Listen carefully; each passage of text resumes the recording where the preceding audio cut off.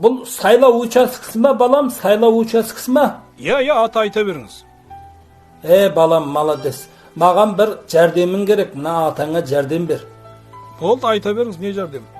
Ана біздің үйдегі апаң дауыс беріп жүр ма, бермей жүр ма, соны біліп бер, балам.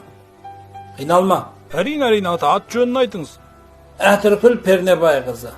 Болды, ата, тексереміз, көреміз. Көр. Иә, бар екен, ата, дауыс берген екен.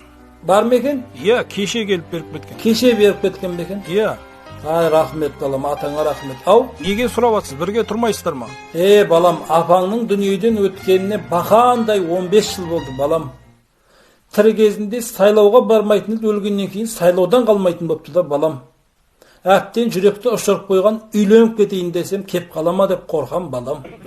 Жантак.